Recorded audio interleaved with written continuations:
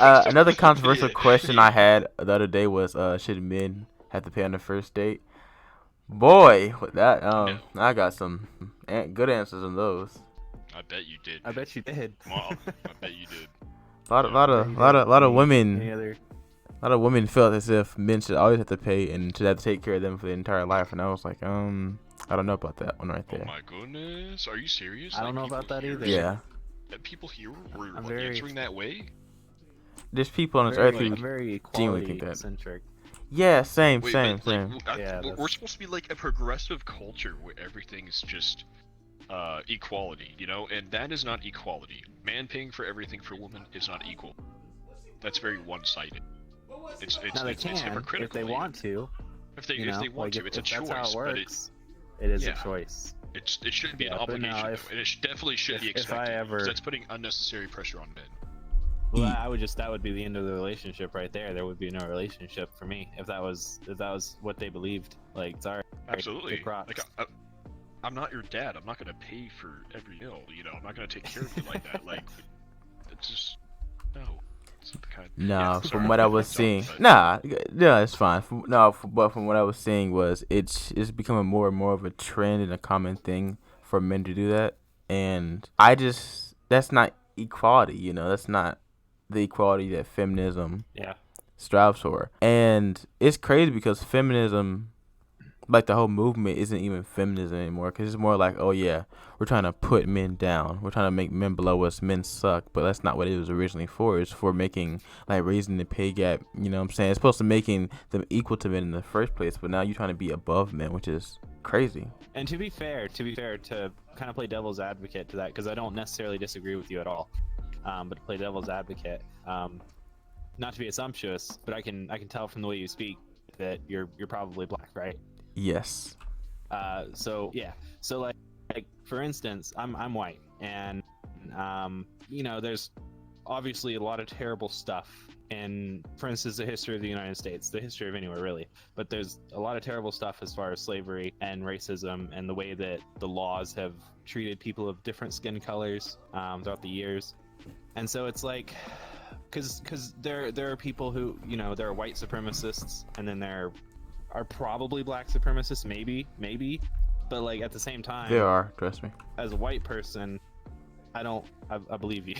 As a white person, I don't necessarily feel like I should like atone or anything, but at the same time, it's very important that I recognize my privilege and what that means for my life, as opposed to and how that changes how I experience everyday life as opposed to someone of a different ethnicity. uh, and so playing into women, women have kind of had a similar, obviously as far as slavery, it's not quite the same, but women are very often sex trafficked and sold into sex slavery, and it's so at the same time it's very important for men to uh, recognize that and recognize that women have not been given a fair chance in the majority of history, and that they do need that extra boost. But I agree with what you're saying, where like, no one should be like we're better. Like we've had it rough, but now we're better than you because we've had it rough before. So it's like, it's a really tough line to follow, and it's hard to get everyone on the same page as far as like, we all need to work together to make sure that everyone has what they need and is able to thrive and do what they want to do, to provide for their families, or just to get education or the job that they want to work at, or just where they want to be in life. Yeah, it's a really interesting conversation. So back on the topic of black supremacy, now this isn't really a supremacy thing, but a lot of times in my culture, dating outside our race is very frowned upon. It's like if you're dating, if you first of all, if you're dating a white girl and you're black, boom, automatically you're a coon. Like that's not accepted. You're dating a snow bunny. Like you should be dating black women. Like the whole thing of trying to force black women onto black men is crazy to me, honestly. Like I feel Yeah, I feel as yeah, if and you should there's date anybody definitely who you the. want to, you know.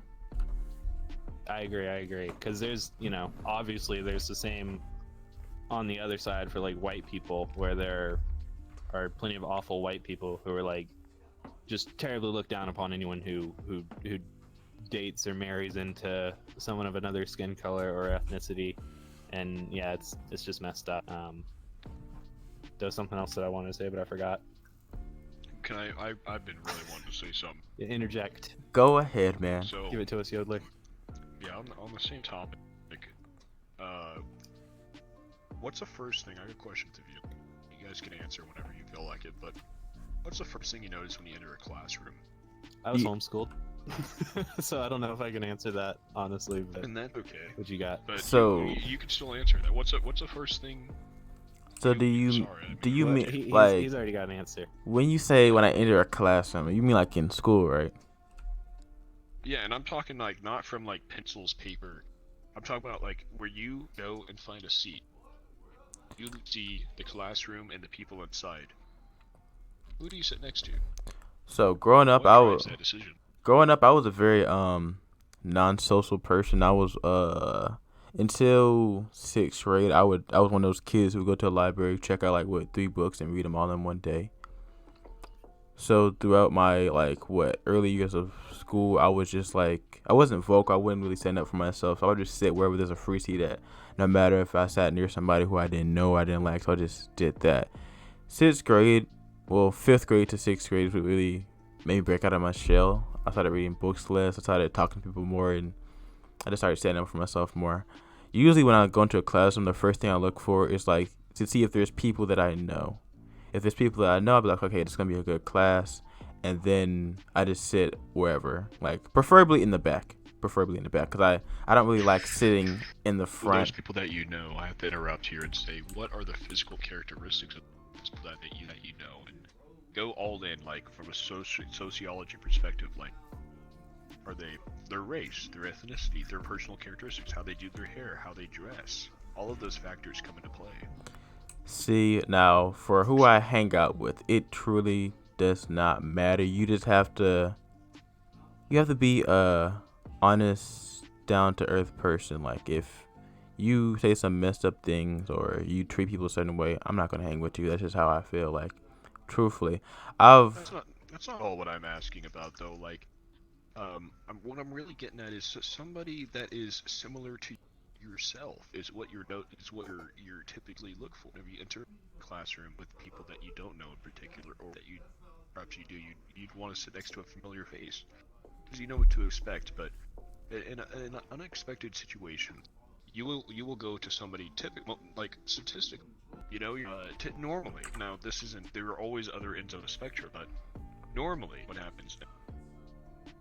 And I just mean on a surface level, you will sit somebody that is of the same racial ethnicity to yourself. Whenever you go and sit next to a different crowd, like you said, I don't remember the exact terms you use in your community, but whenever you date a white girl, what was that?